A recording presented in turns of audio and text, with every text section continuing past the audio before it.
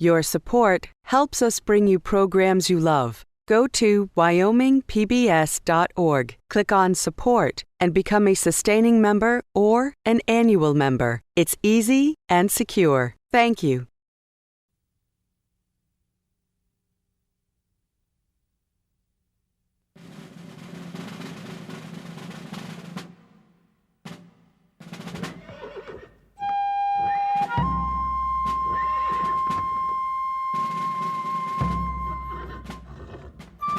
Unusual ability, sterling character, eloquent at the council fire, sagacious in planning campaigns, and fearless in warfare. For 50 years as chief of the Shoshones, he has held the confidence and love of his tribe. The memory of his love for his own people will linger to assist them in their troubles, and he will never be forgotten so long as the mountains and streams of Wyoming, which were his home, bear his name. There's always been that reverence among people for him, no matter which group they come from. It's sometimes just referred to as the old man.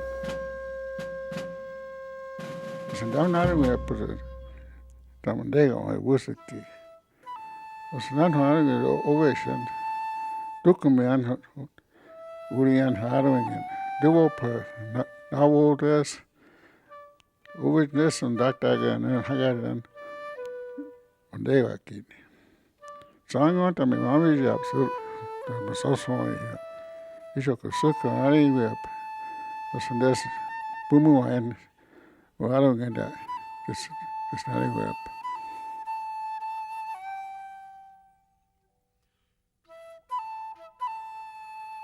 History has many ways of remembering. The written word, the story by the campfire, the statue by the battlefield. The legacy of Washakie, the last chief of the eastern Shoshone, is a place. The Wind River Indian Reservation, a vast tract of beautiful landscape that stretches from the rushing water of Wind River Canyon west around a broad, fertile valley and up amidst blue alpine lakes to the peaks of the Continental Divide. After a life that spanned an entire century, this is where Washakie was buried. He had been a warrior, a leader, and a diplomat, and now he rested in the soil he had secured for his people. But his story began hundreds of miles away, in another high valley far to the north. Washakie, who would become a great chief of the eastern Shoshone, was born among another tribe in the Bitterroot Mountains at the beginning of the 19th century. This was their homeland, this is the place where they gathered all of their roots, all the plants, everything was here. His father was a member of the Salish tribe, known to some as the Flathead. His mother was a Lemhi Shoshone, of a band that fished for salmon in what is now Idaho. The Bitterroot Salish here used to travel over the mountain into the Lemhi Shoshones. They were allies, blood brothers. Nobody would make you as an outcast, because you had a Shoshone wife. The Salish and the Shoshone of 200 years ago knew intimately the valleys and lakes and peaks of the northern Rockies. They knew where the buffalo were, where their enemies were, the spiritual places. They did not know where France was, but they had met French trappers. They did not know who the president was, though he ostensibly ruled even the unmapped country of the American West. They could not know what incredible changes lay ahead. The Shoshone homelands and the entire continent would be utterly changed in the century of Washakie's life.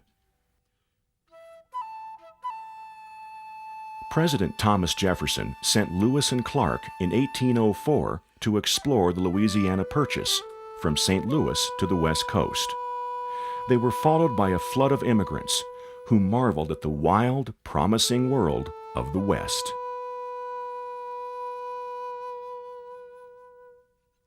For the Americans already in the West, the Native Americans, The newcomers unsettled everything and made the world wild. When the white man came, they came from another world, another hemisphere that they lived in a long time. So they lived their way and we lived our way over here, and they weren't the same. Well, when they came here, they brought their diseases with them. New diseases like smallpox, from which few Indians had immunity. The introduction of the horse and the rifle, and the beginning of the destructive harvest of wild game in the West.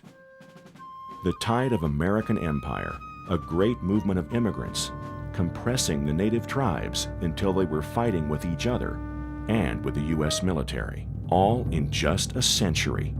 A collision of utterly different cultures vying for the land and the heart of a new nation.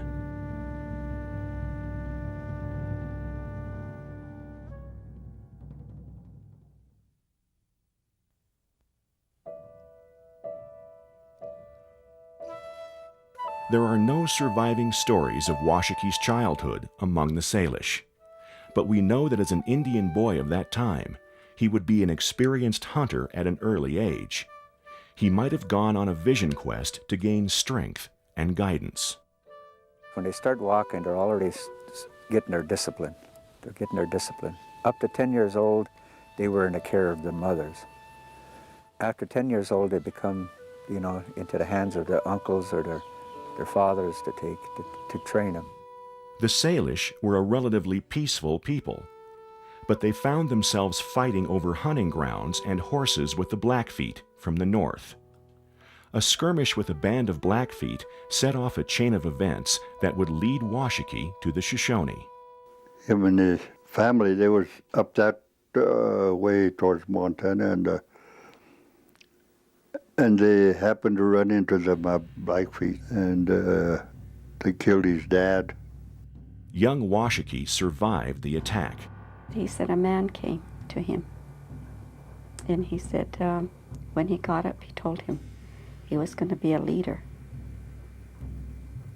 He said, and the man disappeared. He said he had a bright light around him. He looked over this hill there, and there was some riders coming. He said, I could understand these people. He said, I could understand these men. They were speaking my mother's language, the leader. He said, I'm going to take him. He's going to help me.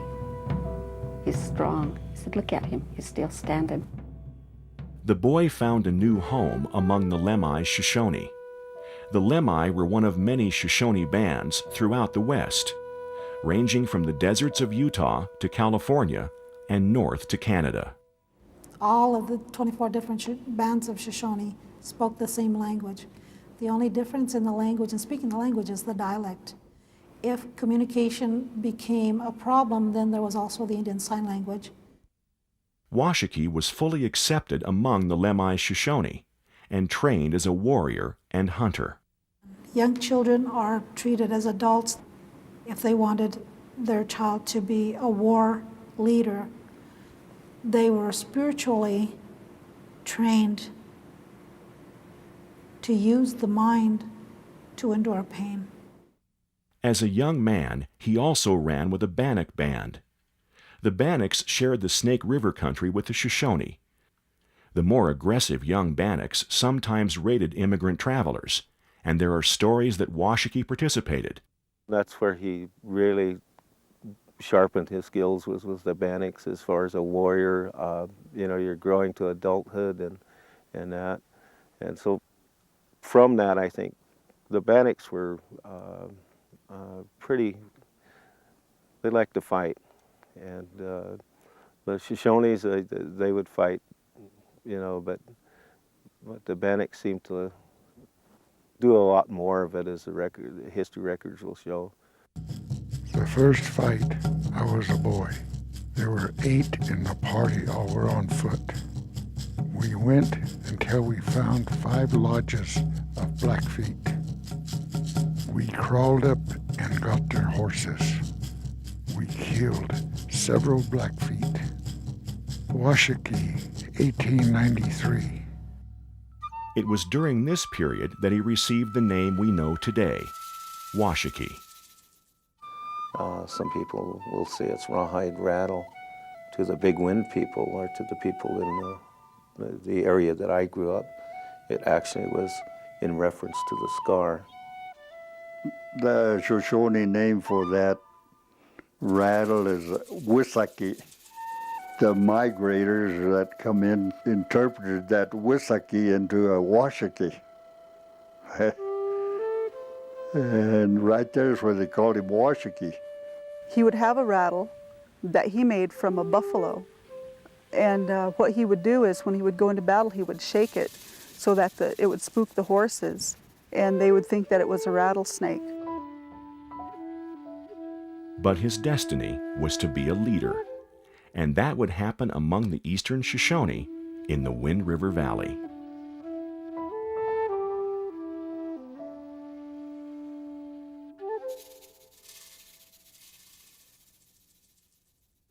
The bands of Shoshone that would eventually unite under Washakie were skilled at survival in very difficult environments, from the dry basins of Utah to the big rivers of what is now Idaho.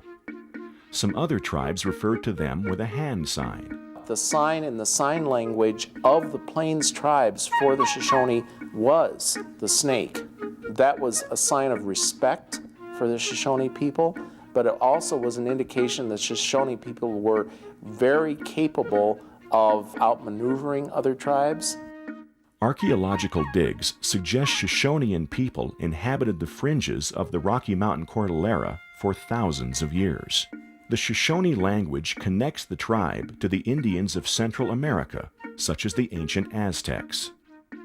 Among North American tribes, the Shoshone are related closely to the Paiutes and Utes of the Great Basin, and to the Comanche, who became one of the most powerful tribes in the American Southwest. It was from the Comanche, their relatives to the south, that the Shoshone first obtained Spanish horses, probably early in the 18th century. They didn't have words for horses. They called them a big elk, shunka, big dog. And they changed the life of all the tribes, and it also made the Shoshone people very strong in the field. The Shoshone became much more mobile traveling north to Canada, south to Mexico, and across the Rockies to reach the huge bison herds to the east. They became the most powerful tribe on the northern plains. When the Plains tribes acquired horses, their cultures flourished at an unimaginable rate because their lives were so simplified in so many ways, where before they'd spend all their time hunting for survival on foot. During this brief period of glory and prosperity on the plains in the 18th century, the distinct character of the Eastern Shoshone took shape. Now other, more powerful forces would begin closing in, and a new kind of leadership would emerge. Another force from the east came, and this was the gun. Eventually, all the tribes got horses and all the tribes got guns. When that happened, all of the forces, because of the reputation of the Shoshones, the snakes, they allied and they began to push the snakes out of Canada, and they pushed them back down into Montana, into Wyoming.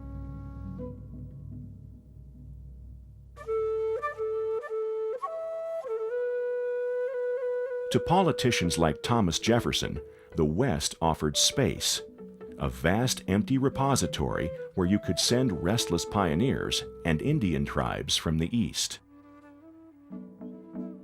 But as more Indians were pushed west and more whites moved in, the pressure was immense. Indians struggled to figure out their new neighbors because their lives depended on it. They spoke a language few Indians understood. They were protected by the well-armed troops who seemed to think the land was theirs. Into this tumult stepped Washakie, a tall, striking figure whose broad experience prepared him as a new kind of leader for a new era in the West. His leadership was evident not just to the Shoshone, but to the non-Indians as well.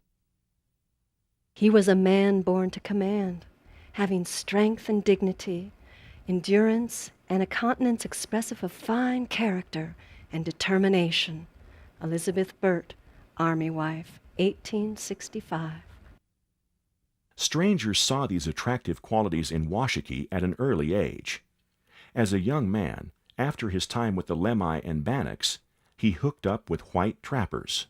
Washakie said in an interview in 1893 with Captain Patrick Henry Ray, who was the Indian agent, that he met Jim Bridger soon after Bridger made his entry into this country. That occurred in 1824. So we can probably assume that Washakie met Jim Bridger 1825-26, somewhere in there, which was the dates of the first rendezvous. Washakie's friendship with Bridger may have played a role in his rise to power among the Eastern Shoshone, proof he could communicate with the ever-increasing whites. Great leaders of a people come up through the ranks. In them days, you had to have power. And to me, power comes in at least two forms. One is physical power, and you had to be strong, physically strong and brave. The other one is spiritual, and that is something within you. The important thing was how you related to your people and your relationship to the one above. So I think a combination of them things makes for a leader. There's nothing that's hereditary about in our tribe. It's a matter of people's choice of who they want to follow. A group of people are willing to follow you because you're able to make those decisions. It's earned. It's a title of respect. As far as skills, you talk about some of those, being able to just meet the needs of the tribe by knowing where game is, or to set up a defense if they're attacked, or even to attack some of those that have come into the area. We know from Washakie's interview with Captain Ray that he went on at least 7 raids. The first 2 or 3, Washakie is a follower. Somebody else is leading these raids. By the 3rd or 4th raid, Washakie is the leader. So this demonstrates that he was following that Shoshone pattern of movement into prominence. He was noticed first as a young warrior, then gained some notoriety as a leader of raids.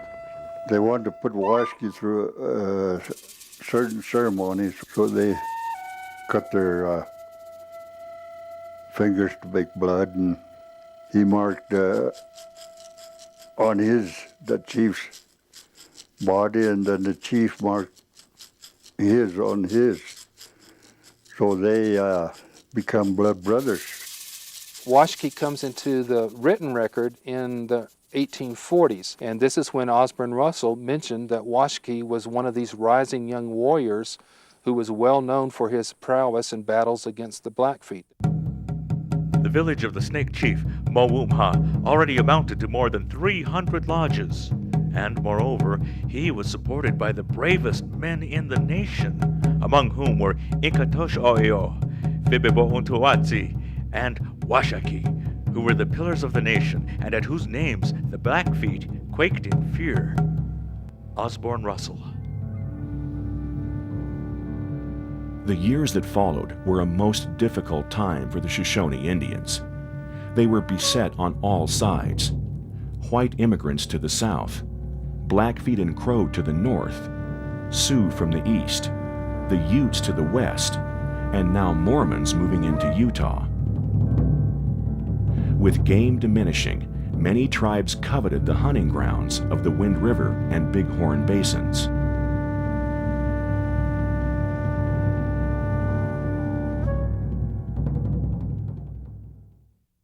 The Fort Laramie negotiations of 1851 were the first major attempt by the U.S. government to settle matters with the powerful Plains tribes, the Sioux, the Cheyenne, the Arapaho, the Crow. It was Jim Bridger, Washakie's trapper friend, who convinced the Shoshone that they should be at this treaty meeting, too. The Shoshone hesitated before entering the open country of their enemies. There had been trouble with the Sioux only days before. When they finally did arrive, it was with a great show of strength. They were dressed in their best, riding fine war horses, and made a grandly savage appearance, the chief alone a short distance in advance. A Sioux sprang upon his horse, bow and arrows in hand, and rushed towards Washakie. The chief moved a few steps farther and raised his gun ready to fire, just as the reckless Sioux was pulled from his horse and disarmed. The attitude of the Snakes, the cool, deliberate action of the chief, the staunch firmness of his warriors, and the quiet demeanor of women and children, who were perfectly self-possessed. Percival Lowe, Dragoon. When I think about the things that my grandmother directly knew about what happened, she said, your grandfather said that he rode in. There was a lot of enemies there, but they didn't do anything. She said he was ready because this was where he wanted to live. She said, your grandfather took some of his men. They would go out and they'd practice a battle. Said everybody in the camp was real quiet. They knew something was coming up. Sometimes you would put on your best regalia if you weren't going to come back. He wasn't afraid. None of his men were afraid. My chief would have killed him quick, and then them fool Sioux would have got their backs up, and there wouldn't have been enough room to camp around here for dead Sioux. It'll be a proud day for the Snakes if any of these prairie tribes pitch into them, and they're not a bit afraid. Awful brave fellow, these Snakes. Jim Bridger. When Washakie dealt with the whites in the 1840s and 50s, he dealt with the whites from a position of power. He regarded them as probably less than his equal because they were very weak out here on the plains and in the Rocky Mountains at that time. But when the treaty at Fort Laramie was signed, there was no mark of Washakie on it. The Wind River country belonged to the Crows. Washakie was in fact at his most powerful during the 1850s, despite the Army's attempt to undermine him. His people moved about in eastern Utah, the Fort Bridger area, the Green River country, and the Wind River Valley. The Shoshone every few years would continue a tradition that went back several generations of all the different bands from Oregon to Wyoming gathering in one place. And at this time, they would have like a supreme chief, I guess we would call them. And in 1856, according to some of the early historians, Washakie was that chief. The Crow controlled the northern end of the Wind River Valley, and there were fights between them and the Shoshone. The Battle of Two Hearts, or Crow Heart Butte as it's often known, took place about 1852 to 1857, as near as we can tell from the documentary sources, and based on oral traditions as well. The battle came about primarily because of federal meddling in Indian affairs, namely the Treaty of Fort Laramie in 1851. This treaty ignored the fact that the Shoshone sheep-eaters had lived in the mountains of the Wind Rivers in the Yellowstone area for a long, long time, and that Chief Washakie Shoshones often traveled through the Wind River, hunted there, used it to get to other places. In a popular version of the Crow Heart Butte story, Washakie and Big Robbers settled the tribe's differences in hand-to-hand combat. The image of the two warriors fighting atop Crow Heart Butte has become Wild West legend. The real story is debated among historians, Crows, and Shoshone. As I was told when I was a little girl, was that the Battle of Crow Heart Butte did not actually happen at Crow Heart Butte. A group of Crow hunters had come down and stole some horses from the Shoshone people at their camp. And Chief Washakie and the Shoshones chased the Crows as far as Mexican Pass, where they recovered the horses. But while they were there, they did fight, and some Crows were killed. And the ones that survived were sent back with half of their scalps intact, as a message to the Crow people that the Shoshones weren't to be messed with. When he challenged that Crow chief, he said, I'm going to cut your heart out and eat it. When that battle was over, he killed him. And they said he held his heart on a lance after the battle and rode with it. I mean, my dad used to say that he did take his heart, and my grandmother said he ate it, so between the two, I'd say there's some truth to it. From this battle, everyone agrees, Washakie emerged with a Crow wife. To her descendants, that's indisputable. My great-grandmother was a Crow that Chief Washakie took. It was actually his last wife. Well, you have to take something, and women are always the best, unless it's a good horse. But the real struggle of the mid-19th century for the Shoshone, as well as other tribes on the plains and in the West, was for sustenance. The game that had sustained them for centuries had been wiped out in just a few devastating years. Game enough could not be found for Indians to subsist for 1 year. In my opinion, reservations should be made without delay. Jacob Forney, Superintendent of Indian Affairs, Utah Territory. Even Washakie, who consistently made overtures of peace toward the U.S. government, protested the impact of the settlers on the land and wildlife. This is my country and my people's country. My father lived here and he drank from this river, while our ponies grazed on these bottoms. Our mothers gathered the dry wood from this land. The buffalo and elk came here to drink water and eat grass, but now they've either been killed or driven back out of the land. The grass is all eaten off by the white man's horses and cattle, and the dry wood has been burned. And sometimes when our young men have been hunting and got tired and hungry, they have come to the white man's camp and have been ordered to get out. In his anger, Washakie made some threats, but he repeatedly pressed Indian agents for a reservation. He wanted to live in peace. Wyoming at that time was the last best place, the last largely unsettled region, and not only was it Shoshone home territory and had been for hundreds of years, but now all these other tribes were trying to move into the area. The Sioux, especially as the largest and most powerful of those tribes, was overtly hostile. They were dedicated to driving the Shoshones back through South Pass into the Great Basin to eat crickets.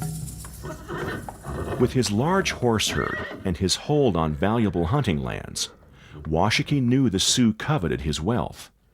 But his band was caught largely by surprise in their camp along the Sweetwater River by a Sioux war party.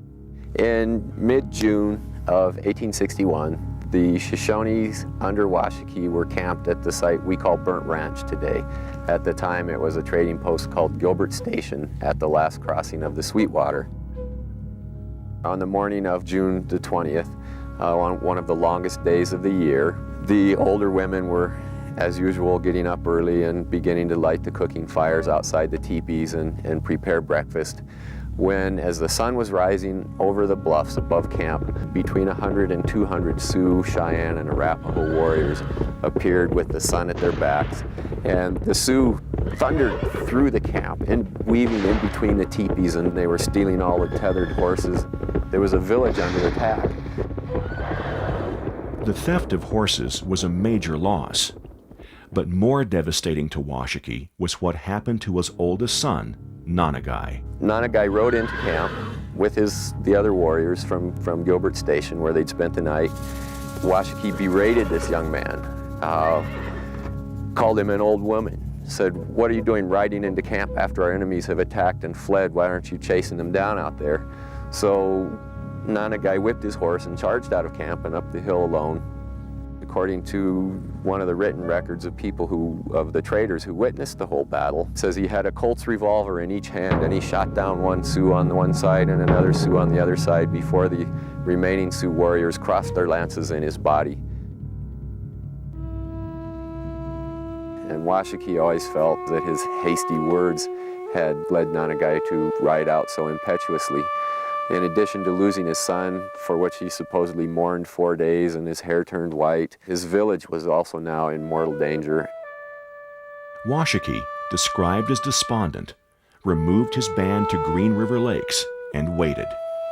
Indian agents, ever watchful and often wrong, tried to size up the situation. One of the misconceptions that the Euro-American tradition has about Indian leadership is that there was this military organization where one person had authority over all the rest of the members of the tribe or the band. Shoshone leadership takes place within the context of band or family affiliation. If there are disagreements, it's okay for somebody to go elsewhere. The size of Washakie's band fluctuated. There were other Shoshone chiefs, like Peshigo and Bear Hunter, and aggressive Bannocks, who were drawing away young warriors from the aging chief. That was certainly the lowest point in Washakie's career, and they reeled literally back through South Pass, past Fort Bridger even, clear down into the Salt Lake Valley until Washakie could begin to try and put some kind of power structure back together. And that really didn't occur until January of 1863 at the Bear River Massacre. One of the worst massacres of the war against Native Americans occurred at Bear River. Responding to reports of raids by Shoshone Bannock bands along the Idaho-Utah border, Colonel Patrick Connor and the 3rd California Volunteers made a surprise attack on a Shoshone encampment along the Bear River. 200 Indians were killed, including women and children. Newspaper accounts never told the Indian story. The carnage presented in the ravine was horrible. Warrior piled on warrior, horses mangled and wounded in every conceivable form, with here and there a squaw and papoose who had been accidentally killed. San Francisco Globe. There was a woman, an elder woman, and she told her little grandson, "Let's go out there and lay among the dead, and maybe our lives will be spared." And from there they saw the entire massacre. The ice on the river was red. The snow was bright red with the blood of the Indian people. Subdued survivors of the massacre at Bear River rejoined Washakie's band. The chief had been right. A small tribe had no chance against the might of the U.S. military. It was time to negotiate. He wasn't going to be able to stop the movement of the whites. He understood that he needed to develop an alliance with the white people and with the military in order to secure the safety of his people. And you could see that in several of the other smaller tribes. Washakie thought they were in the same condition. So when they were there and they saw this new mighty force coming, it numbered as many as leaves on the prairie, untold numbers of newcomers. So they made sure that they were allies with this new force because maybe they saw the writing on the teepee. At Fort Bridger in 1863, the U.S. government offered the Shoshone a vast reservation, stretching from the Wind River Mountains north to the Snake River, south to Utah's Uinta Mountains, and west to some undefined border near the Great Salt Lake. This was not the sort of barren, unwanted tract from which reservations were usually made. So the 1863 treaty was much larger. It encompassed a lot of things that our tribe needed. The importance of these treaties to the government and to its citizens can only be appreciated by those who know the value of the continental telegraph and overland stage to the commercial and mercantile world, and to the safety and security which peace alone can provide to the emigrant trains, and to the travel to the gold discoveries in the north which exceed in richness any discoveries on this continent. James Duane Doty, Commissioner of Indian Affairs, 1863. The government's motives weren't purely generous. They saw a Shoshone reservation as a buffer to keep the aggressive Sioux and others from attacking emigrants as they headed west, stabilizing the region that connected the coasts of a country divided by civil war. But the huge Shoshone reservation was poorly defined, and 5 years later, another treaty council was held at Fort Bridger. They was all called to Fort Bridger to talk about a treaty. They was given a chance to pick their reservation where they wanted to be. And they went round in through Pinedale and through there and all that territory in there where there was that. Too much wind, they said. Went down into Jackson. Too much snow. Then they went further on down where they always go for winter. Everything's there that we need, they said. So they picked this place here. Made a treaty for it. All the old fellas, their names is there. I want for my home the valley of the Wind River and lands on its tributaries as far east as the Poposia, and want the privilege of going over the mountains to hunt where I please. Washakie. Chief Washakie chose this area because of the vast beauty, because of its vast abundance of wild game, and we have the water which provided fish for the people and an area for camps to be set up. Now our primary source of revenue is generated by the minerals of this land. In retrospect, Chief Washakie is still looking out for the people here on the reservation.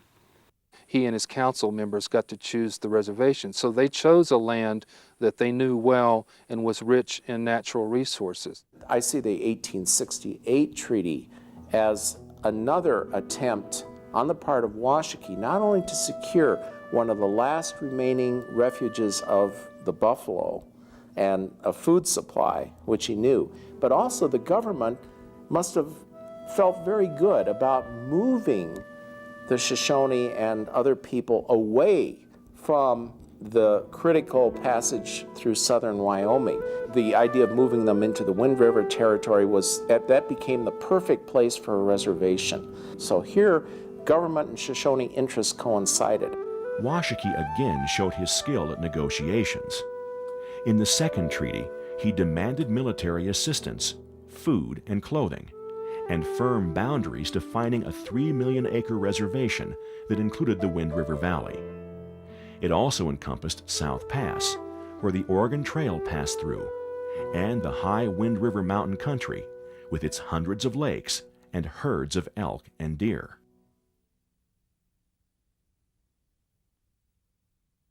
Washakie is often quoted speaking with the confident air of an absolute leader. His command seemed to come naturally. But what sort of man was he when he stood beside you and spoke with you and showed his feelings? These are hard things to know across the gulf of history. My grandfather is the son of Chief Washakie. My grandmother that raised me was a daughter-in-law of Chief Washakie, and she took care of him to the last days of his life. The thing that I always thought about that grandmother told me was he had a good spirit about him, and he prayed. He was able to lead his people because of his spirituality, because he believed in the Creator. The man that took him when he was a boy was the same way. He was the one that was given the Shoshone Sundance now, Ohamagwea. So Chief Washakie knew about the Sundance, and he sang. He carried a pipe all the time. He went to a medicine wheel first, and he prayed and got his directions where to go down and get one of those stones you fix pipe out of. It is known that they use it for prayers, and the older Indians, they believed in it that way, to get connections with the Great Spirit. He seemed quite capable of irony and sly humor. When a group of Mormons suggested that they would like to take young Shoshone women as brides, Washakie thought a moment. Then he said, "Fine, and we will be over to your camp to select women for ourselves."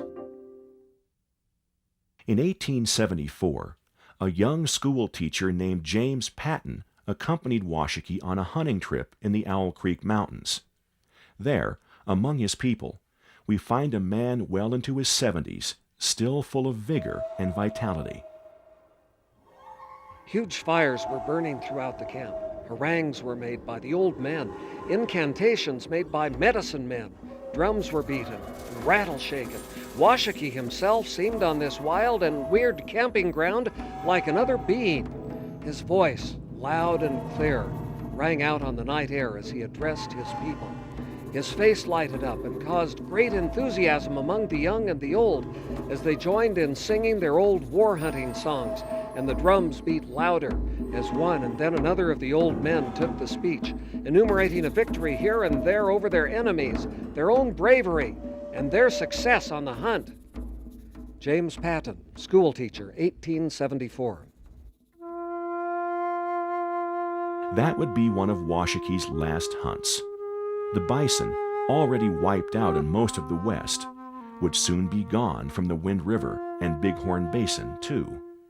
The era of reservation life had begun, an experiment in which neither the U.S. government nor the tribes knew what to expect.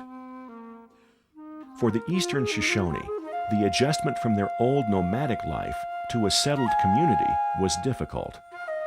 They hung back near Fort Bridger at first, fearing that they would be attacked by their enemies if they settled permanently at Wind River. After the Treaty of 1868, it took them a couple of years to actually move over here, and the expectation was that they would move here and the United States would guarantee a physician, for medical purposes, education for their children, food, things that they needed, and that they would actually learn to become farmers. Those were the expectations, that they would be protected from attacks. The enormous Sioux tribe often allied itself with Cheyenne and Arapaho warriors. In a sense, the Shoshone's relationship with the U.S. Army was a similar alliance for mutual defense. But often in the early years on the reservation, the tribe had to take care of itself. Washakie and his war chiefs were up to the task when the Sioux, Cheyenne, and Arapaho attacked at Trout Creek. They had a little blockhouse over there where they could put the government and military dependents, wives and children, but really there was no place to put the women and children of the Shoshone tribes. And what they did was they actually took them west up Trout Creek and hid them. And because they had advance notice on that battle, they was able to set their teepees up along a ridge and actually dig down inside the teepees and set the teepees up high where you can see out of them. There was warriors with rifles and bows, and they were inside those teepees, dug down, much like you would probably dig a foxhole, and then they were able to shoot out from under those teepees and kill quite a few. What they didn't kill, they chased towards Casper. Shoshone warriors sometimes accompanied U.S. Army troops in campaigns to subdue tribes that were traditional Shoshone enemies. Even Washakie, now in his 70s, sometimes went, riding with General George Crook in his campaign against the Sioux. The Shoshones say that if the generals had listened to Washakie, Custer's death at Little Bighorn would never have happened. That's what was told to me, that they joined up with the armies to see they had enemies too. That to straighten things out, they got helping each other. They fought the Sioux, Sioux and Cheyennes and Arapaho. Sometimes the battles were close to home. In June of 1874, troops under Captain Alfred Bates set out from Camp Brown after an Arapaho hunting party, though there was no evidence that they were to blame for any attacks. These were Shoshone enemies, though, so Washakie and his warriors accompanied the troops as they traveled at night to the Owl Creek Mountains. We had several boggy alkali creeks to cross and deep arroyos, ravines, high sandy ridges, and infernal sagebrush deserts found the terrain treacherous and taxing. Flowing hair and the swarthy countenances of the Shoshones mingled with the eager faces and courtly uniforms of the officers. Dr. Thomas McGee. In early morning, the troops and warriors came over a ridge above the sleeping Arapaho camp. The battle was hand to hand, with heavy losses for the Arapaho, who retreated to a plateau above the camp and fired down on the attackers. When Lieutenant Young fell, Washakie and his men held the line, and when it was impossible, owing to a concentration of the enemy, to hold the point longer, Washakie ordered the noted scout Cosgrove to carry Lieutenant Young off, and slowly retreated behind the lieutenant under a desperate fire. James Irwin, Indian Agent. 4 years later, in 1878, about 600 Arapaho would arrive, starving and cold, at the Shoshone Reservation. They had suffered losses and hunger, and promises of an Arapaho reservation had been made and broken. The Arapaho people arrived here on the reservation destitute, hungry, and they had no place else to go. And when the government put them here on the reservation with the Shoshone people, Chief Washakie said, yes, they may stay for one winter. Nevertheless, the government intended it to be permanent and never made that plain to the Shoshones or the Arapahos. The Shoshones, although they are opposed to it and look upon it as an encroachment on their rights, yet will make no great objections. Washakie and the headmen, though they dislike bitterly to divide their property with other bands, have two great hearts to say no. James A. Patton, Indian Agent. As I was told by my grandmother, even though we're two separate people, or we're two separate tribes, we're still Indian people. And she would tell me, Dama nawandas, oyondas. We are as one. The Arapaho would never leave the Wind River Indian Reservation. It was one of many promises made and broken to both the Shoshone and the Arapaho.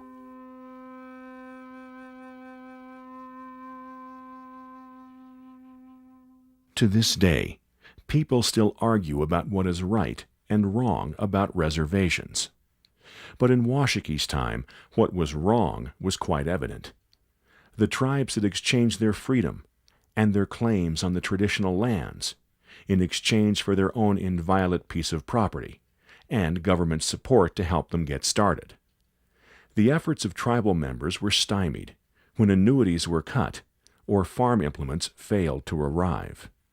Farming on the Wind River Reservation is a dicey proposition for anybody, not to mention Indians who had basically no background in farming. They were a hunting culture.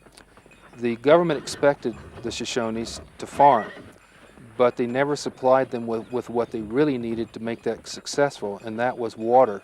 He never dreamed in his wildest nightmares that the whites would come in and literally take over everything. By the late 1800s, his people would be enduring a 1 in 3 mortality rate. The white man kills our game, captures our furs, and sometimes feeds his herds upon our meadows.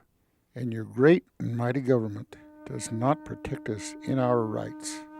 It leaves us without the promised seed, without tools for cultivating the land, without food we still lack, without the schools we need so much for our children.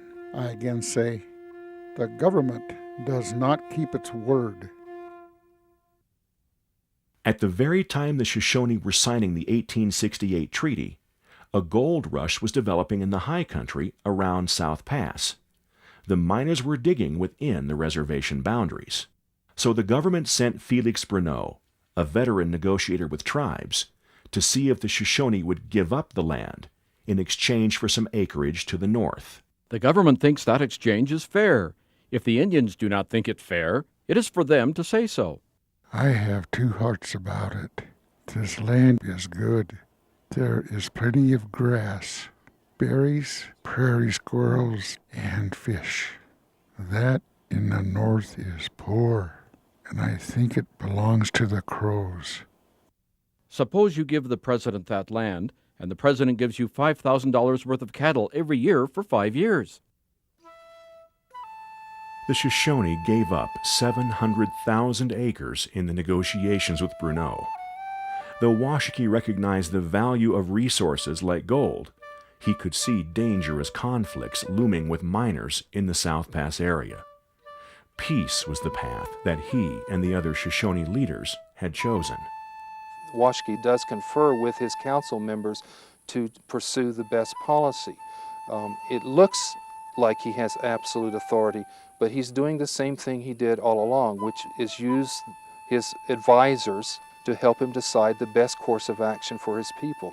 I think that's one of the main qualities of a leader, is the ability to work with other people and to compromise.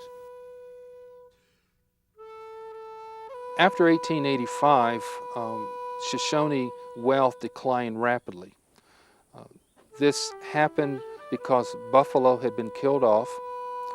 It also happened because where there were good hunting and game lands, now white ranchers spread their hundreds of thousands of cattle into the areas, which destroyed the resources available for wild game. There was also something called the Panic of 1893, which was the most severe depression the United States had ever experienced up to that point. And budgets to Indian agencies were cut severely. All in all, this contributed to a massive poverty of all Indian tribes, not just the Shoshones. Once again, the federal negotiators came around to parley for a chunk of the reservation. This time, in 1896, speculators were interested in the eastern side of the reservation, particularly a huge hot spring that flowed into the Bighorn River. U.S. Indian Inspector James McLaughlin offered the Shoshone and Arapaho $60,000 for the hot spring and 10 square miles of land around it. Major McLaughlin evidently had his instructions as to what he should do. At the same time, the treaty was not entirely satisfactory to me. I thought that the amount paid was absurdly low for the finest hot spring on earth. Colonel Richard Wilson, 1896. But Washakie's focus was not on monetary value. It was on the survival of his people.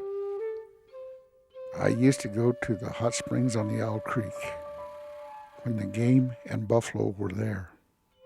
When buffalo were plenty, I wintered there. Now I have moved away. I was afraid to stay there when there was nothing to eat. My friends that spoke for and secured this land are all dead and gone. I am the only one of the old men of my people left. Wilson was one of many military men who had the greatest respect for the old Shoshone chief. That respect went all the way to the top. President Ulysses S. Grant, something of a warrior himself during the Civil War, sent Washakie a silver-trimmed saddle as a gift in 1876. Asked by an Indian agent for a reply to take back to the president, Washakie was silent. Only after some prodding did he speak. When a favor is shown a white man, he feels it in his head, and his tongue speaks. When kindness is shown to an Indian, he feels it in his heart. His heart has no tongue. Washakie, 1876.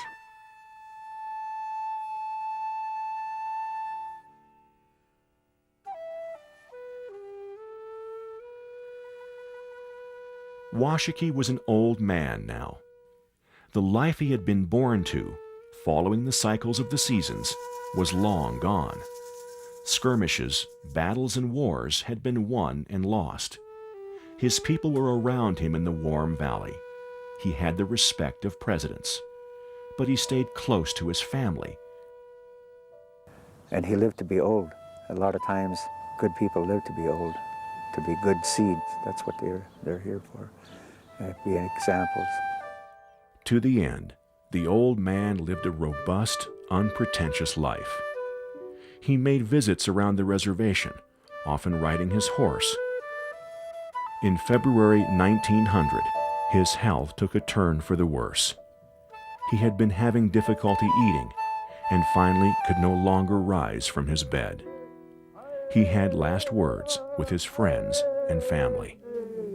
Before he died, he said, "I've brought you here to this land.